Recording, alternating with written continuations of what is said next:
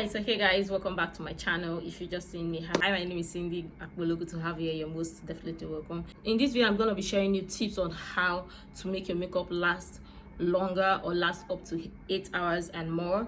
So in this video I'm going to be focusing more on the technique and less on the product. So with this, you want to make sure that you start off with a good base or a good skin base, but sometimes our base plays more role to the longevity of our makeup. As you can see on my face is dry and there is no moisture on my face, and to bring back the moisture I'm gonna be using a moisturizer on my face. So moisturizer is the last skincare product you apply on your face before proceeding onto any other application.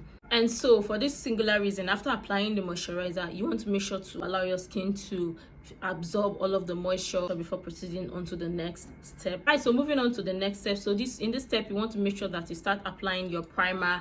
And what is the primer? A primer is the first makeup product you apply on your face, and the primer serves as a barrier between your skin and makeup.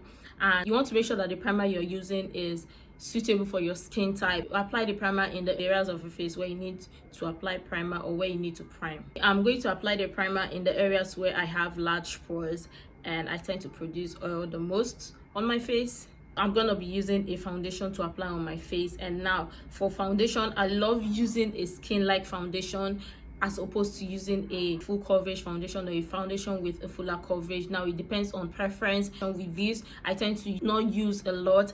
And if you're gonna be using a full coverage foundation, you want to make sure that you build up the coverage. You don't use a lot of foundation on your face because that will clog on your pores, and also there's a tendency of the foundation to separate on your face. So when using the foundation, always make sure that you use a generous amount to cover up only the areas where you need coverage before building up on the other areas where you did not apply foundation or where you need to add more coverage on your face. This is the foundation layer I have on my face. So with this, I don't need to build up more coverage on my foundation because I'm going to be applying other products on my face. But if in the case or if in the event where you need more coverage on your face, you can go ahead to apply more coverage on the areas where you need coverage on your face. And for me, I'm satisfied with this one because I'm also going to be applying concealer and other products, and I don't want to cake up my face with too much product on my face. So with this, my foundation underneath my makeup would not move, and the other products that I would apply on my face also would not move. I'm going to move on to the next step, which is to applying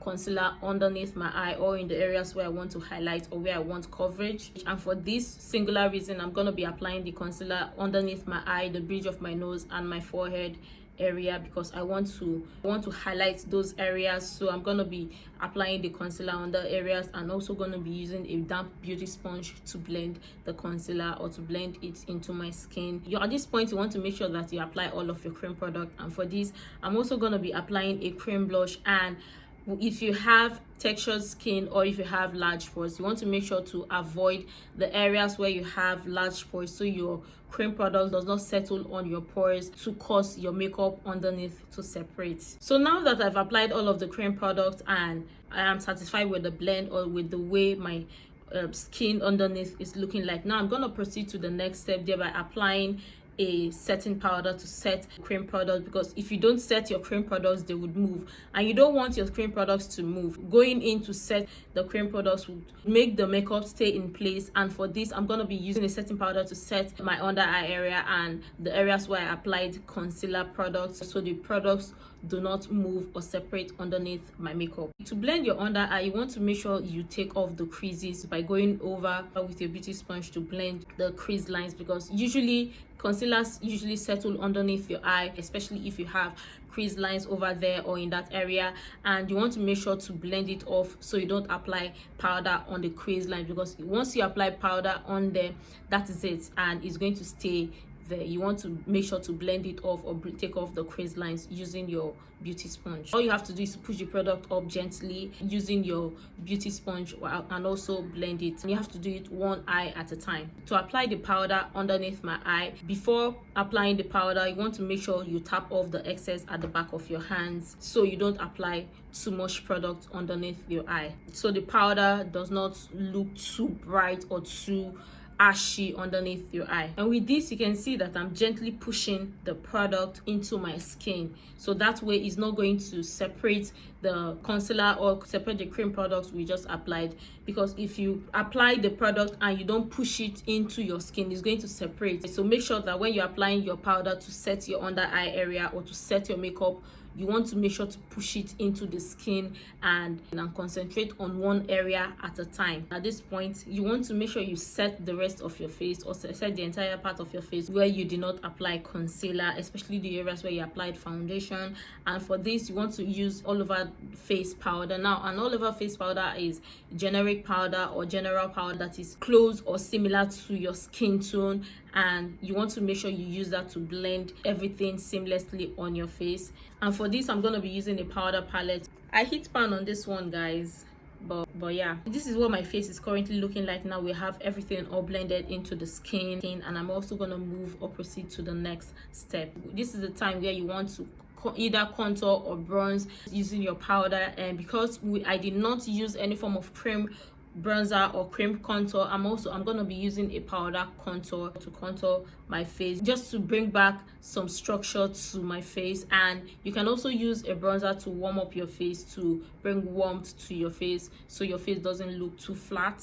I want to set my cream blush so my cream blush does not move, so I'm going to be using a powder blush to set my cream blush. And you want to make sure to set everything in place. Remember, when you applied a cream product, you want to make sure you go over with a powder product to set it so it doesn't move, to cause your makeup to separate. All right, so now that we have this already, so the next step is going over with a blotting powder. Now with blotting powder, especially if you're oily skin, you want to go over with the blotting powder to blot the areas where you tend to produce oil the most. With the blotting powder to apply in the areas where you tend to produce oil the most.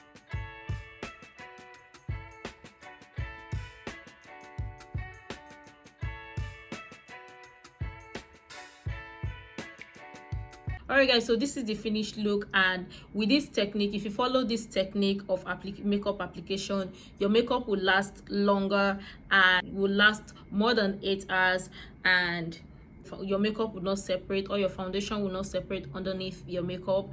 And I hope you enjoyed this video and you were able to grab one or two things in this video or in this tutorial.